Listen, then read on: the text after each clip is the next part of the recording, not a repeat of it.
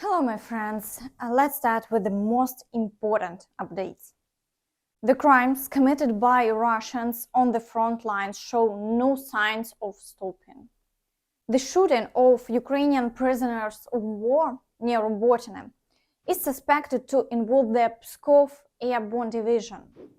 The head of the Crime Prevention Department reported that soldiers from the Russian 76th Guards Air Assault Division, also known as the Pskov Airborne Division, may be linked to the execution of 3 Ukrainian fighters in the Zaporizhzhia region. This division is notorious for its war crimes in Ukraine, including during the occupation of the Kiev region. According to the department head, information about the war crime by the occupiers reached law enforcement on December 16th, presumably when the execution took place. Additionally, I'd like to remind you that in December 2023, Russian military personnel captured 3 Ukrainian defenders during a battle in the Zaporizhzhia region. An hour later, the captives were executed by the occupiers. This incident is another clear violation of the Geneva Conventions and international humanitarian law regarding the treatment of prisoners of war. The use of Ukrainian captives as human shields on the front line has also been documented. Pre-trial investigation into the commission of war crimes by Russian military personnel are ongoing. Russia will be held accountable for each act of terrorism committed. Now, let's move on to the frontline overview, starting immediately with the Kherson direction. Here, the occupiers continue to assault the positions of the Ukrainian forces on the left bank. According to them, the main task is to squeeze the Ukrainian forces from the left bank and completely clear the footholds created for further movement to Crimea. Simultaneously, there is active shelling of the right bank in those areas where, according to the Russians, the transfer of units and equipment to the left bank occurred to complicate the defense of our units. There have been no changes on the front line over the past day, and intense battles persist. The occupiers report that they are forced to advance mainly with infantry. No change. Oncoming battles continue. In order to avoid losses in military equipment from enemy artillery fire and FPV drones, we have so far withdrawn the equipment to a safer distance from the LBS. Assaults on the village of Krinky continue without the support of armored combat vehicles. The only thing that helps our attack aircraft a lot is attack drones. As evident, despite all the assaults, the Russians understand that their chances of success are slim. The grinding down of the Russian army continues. However, in practice, the Ukrainian forces are facing challenging conditions. In the Zaporizhzhia direction, the occupiers persist in offensive actions in the Robotyne area. Nevertheless, it's worth noting that their activity is not at its peak. The General Staff reported that 2 attacks were repelled over the day. It's evident that through prolonged attacks, they are gradually losing momentum, despite the continuous influx of reserves. Meanwhile, shelling persists along the entire front line, but there have been no changes in the front line over the day. And now, in the Vuhledar direction, after a prolonged lull, a storm has erupted. The occupiers are storming Staromaiorske and breaking through the fields towards Novodarivka. Simultaneously, there is a significant amount of shelling along the entire front line. Over the day, there have been no successes for the Russians, but the battles continue. In the Avdiivka direction, the situation has, hardly changed. The Russians actively shell Ocheretyne and advance in the Novobakhmutivka area.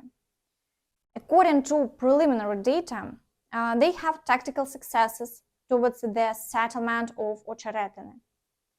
Assaults around the chemical plant persist, but the Ukrainian forces repel all attacks.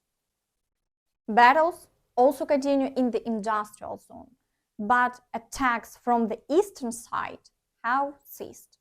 The Ukrainian forces have successfully held their defense. On the southern flank, the occupiers failed to capture Severne, and now only Shalin is reported. In the Prvomaiske and Nevelske areas, battles persist, but there are no changes in the front line over the day.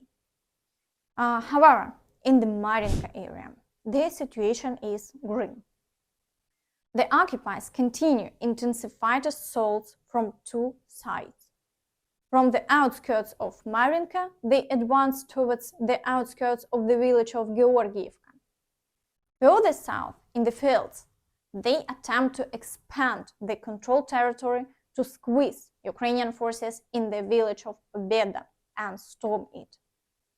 Shelling is conducted on the frontline towns up to Kurakhove itself.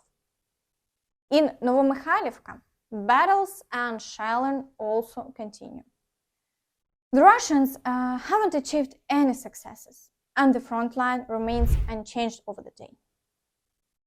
In the Bakhmut direction, assaults continue in the Bogdanivka area, and battles have resumed near Avdiivka.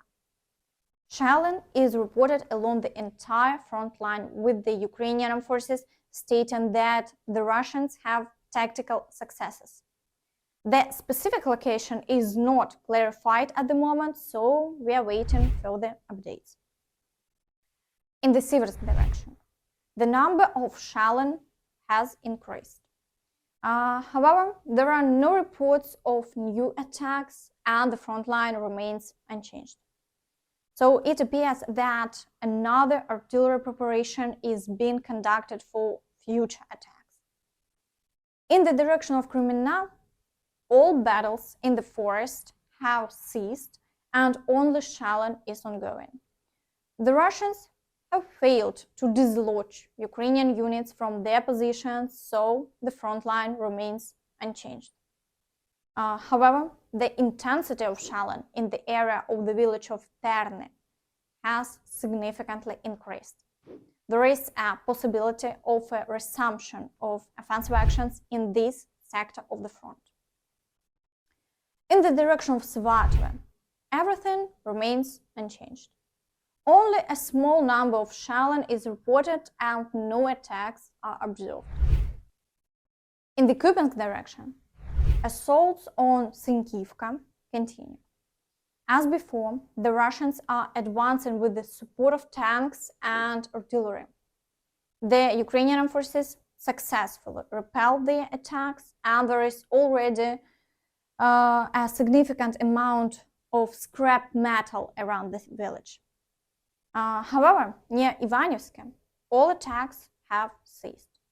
The Russians had enough for one day, and now only shelling is reported. They failed to shift the front line, so the situation is practically unchanged. In the meantime, debris from the Novocherkassk ship, which we discussed in the two previous updates, is still being found on the streets of the city. В окрестностях феодосийского порта можно встретить множество фрагментов обшивки большого десантного корабля «Новочеркасск». Сегодня ночью он получил повреждения. Вот такие достаточно крупные фрагменты можно встретить в Феодосии. Такой элемент, он, кстати, попал в землю, буквально вот почти на метр вошел. Представляете, с какой силы был удар, и вот в домах окрестных пятиэтажных повыбивало стекла. Today, Russia conducted a night attack using almost everything in its arsenal. Kindzhals, S-300, cruise missiles, unmanned aerial vehicles, strategic bombers launched X-101 and X-101. 5:05, approximately 110 missiles were fired, with most of them being intercepted. Unfortunately, there are casualties and injuries due to the shelling. All services are operating in an enhanced mode, providing necessary assistance to the affected individuals. My condolences to the families and loved ones of the deceased, and speedy recovery to the injured. We will respond to the terrorist attacks. We will fight to ensure the safety of our country, our city, and all our people. Russian terrorism must be defeated, and it will be. And that's all from me. Don't forget to like this video, subscribe to the channel, and hit the notification bell to stay updated on all the latest news. Thank you for watching, and see you next time. Bye-bye.